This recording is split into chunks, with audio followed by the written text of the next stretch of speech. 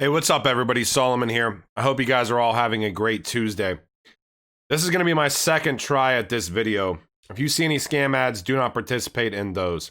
I recorded the first one. It was about a half hour long, and it did not take. The audio did not record, unfortunately. So here we go again. This is from Status. He is sharing Julian Flash at iJulianFlash's tweet. This gentleman right here is the head of the Office of the Comptroller of the Currency. And essentially, he is the head regulator for all of the banking institutions in the United States. Not only is he talking about cryptocurrency and digital assets, not only did he come from Coinbase as one of their head legal advisors earlier this year in May, I believe, he is almost directly giving XRP's use case over in a nicely knitted and folded blanket. So I want you to pay attention to this video, and then I'm going to go into a little bit of central bank digital currency talk, some David Schwartz talk, and some rapid fire news across the crypto ecosystem. So here we go. Act with anybody who's connected to the internet, and that's a good thing for stablecoins. And then ultimately, really, Chris, I think the real use case of crypto is in a world of increasing integration and increasing globalization. It really makes no sense to think that anyone across borders who wants to transact with each other has to pay a foreign exchange fee to change yen into dollars, let's just say, and then also to pay a money transmitter for the act of hitting the send button and sending that money across a proprietary platform. Imagine if there was a single token that was recognized on both sides of that divide. And when you received it, you could cash it out into your local currency. And when I received it, I could cash it out into my local currency without the need to change it, right? Those kinds of things occupy so many trillions of dollars of friction in the system that it's, when people say there's no killer app to crypto, I sort of think, no. The killer app of crypto is the simplest application, which is avoiding frictions. That's what it's all about, much as the internet did for sending information. He's essentially talking directly almost about XRP's use case with on-demand liquidity. Now, if you're not aware, XRP acts as a bridge currency. There's enough liquidity there. You can efficiently move out of one fiat currency into another seamlessly within 3 to 5 seconds on Ledger. So I wanted to get into, and shout out to Status again. XRP Darren asking about global stablecoins and central bank digital currencies. And if there's worries for them that's going to eliminate the use case of something like XRP. David Schwartz, the chief technology officer of Ripple. I don't think there's going to be one world fiat anytime soon. So even with stablecoins, there will be a lot of them. To make liquidity between CBDCs, other stablecoins, and new tokenized asset classes, such as securities and decentralized finance, there's room for a neutral, jurisdictionless asset. Now, he put out this yesterday. This was 11/19. And that actually is weird. So these are notes for 11/19 he has on there, but October 19th is when it was posted. So interesting.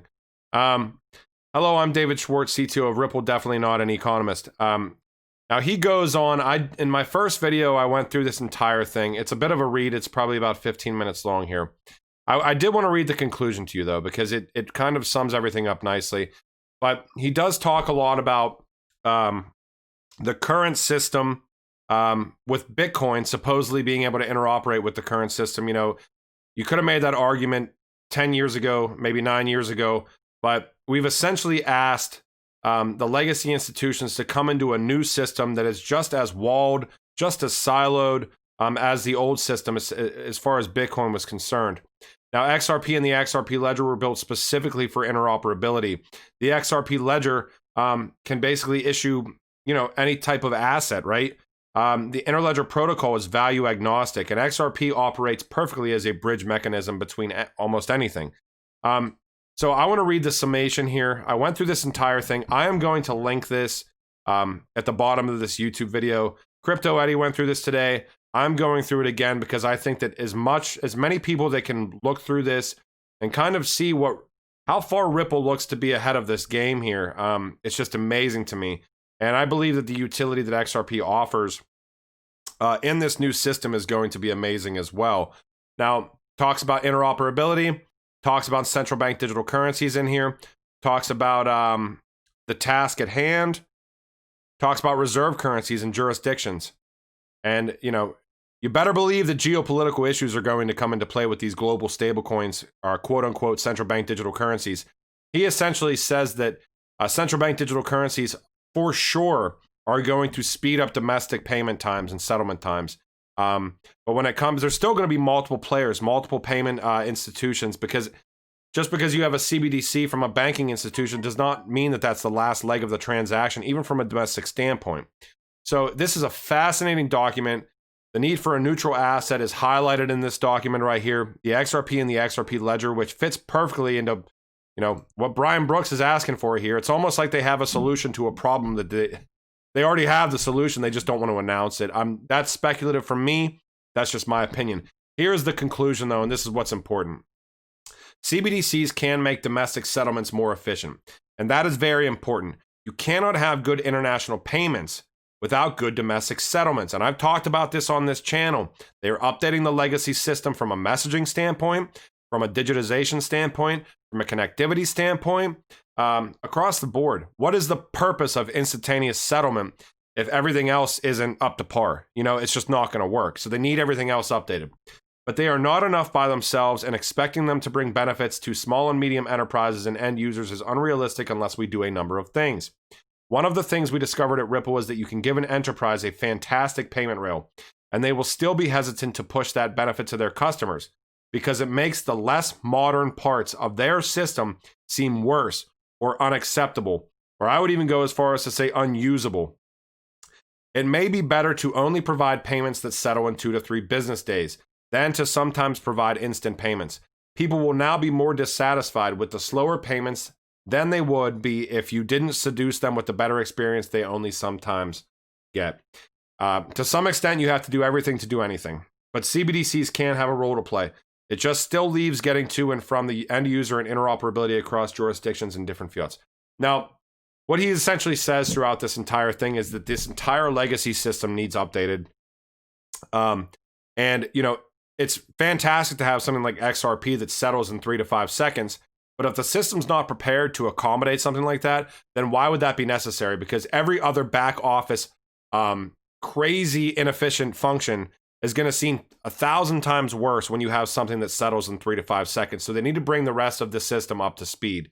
And XRP and the XRPL is essentially positioned very much so as far as neutrality is concerned, which is very, very interesting. Now he talks, I'll read a little bit more into this because I just can't stop reading this. It's extremely interesting to me. Maybe I'll read it backwards since I just said I wasn't going to do it. XRP and XRP Ledger. It cannot just be one network. If there's only one network on the hub, the network has to be built for that role with interoperability, taking priority over everyone does things our way. Interoperability is key in this entire Internet of Value. It has to be based on bridges, not on walls. The current system is based on walls, based on silos. It needs to be based on bridges and interconnectivity. XRP and the XRP Ledger were built specifically for that kind of role. XRPL was purposefully built for transacting both in a native neutral asset, XRP, and also in issued assets to bridge CBDCs, stablecoins, other payment networks, and other kinds of assets. All right, I will let you read through the rest of this. I read through the entire thing my first go round. We see how far China's ahead. David Schwartz mentions that in that document as well. This lottery that they did with their central bank digital currency is finalized in China now, and this is the spending program is rolled out in Shenzhen. Apparently, if you didn't spend it, you lost it. I think 20 or 2 million people applied to participate. Some of the winners that interested in their this project topped their wallets out for around $134,000. Make no mistake, China is far ahead. Commodity Futures Trading Commission just signed a deal with the Bank of England. Memorandum of Understanding regarding cooperation in the exchange of information and the supervision and oversight of clearing organizations that operate on a cross-border basis in the United States and in the UK. So pay attention to that right now. I mean, the UK is very much so ready, in my opinion. Now, I'm going to do a rapid fire here, okay? Well, not even just the UK, but Europe in general. I mean, the United States, from a regulatory standpoint, is far behind. Even Canada is further ahead. You look at these third world, I don't want to say third world as a derogatory term whatsoever, but these nations that need to be tied into the system because they have been so neglected from the powers that be and this, the big money out there from the legacy system that they're far ahead too. Look at the Bahamas. I believe they're like rolling out their central bank digital currency like now. Hedera Hashgraph partners with custody provider Onchain. I do believe that Onchain also provides treasury for, I think it's Zilliqa, Ontology, and Neo. So pay attention to that. I'm a big advocate of Hashgraph. That is not financial advice. Now we've got Crypto.com announcing PayID integration for human readable cryptocurrency wallets. Crypto.com has their own cryptocurrency. Crypto.com has been a PayID member, which is a Ripple, I don't want to say a Ripple initiative, but that those institutions very much so were brought together by Ripple. High-profile crypto investment firm just bought $4.78 million in Yearn.Finance. Now we have WorldPay from Fidelity Information or National Information Services expands operations in Argentina with domestic acquiring capability.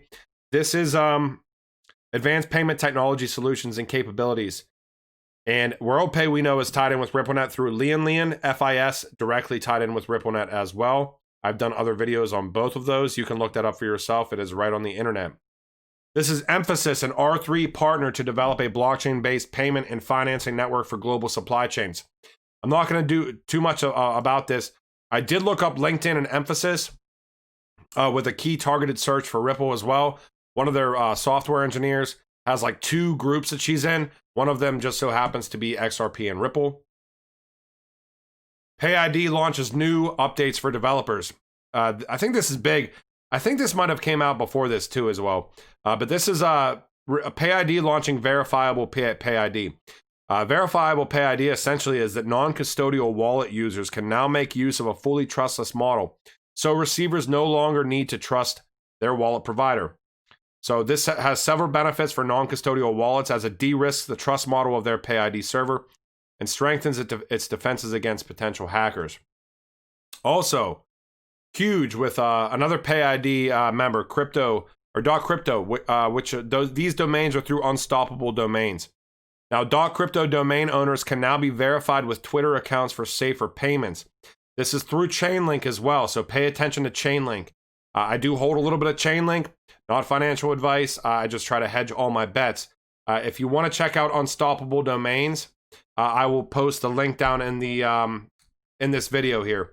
The Twitter authentication service lets .crypto domain holders verify address ownerships via the MyEtherWallet app. The feature is powered by Chainlink oracles, connects to each .crypto address from Unstoppable domains to a public Twitter username.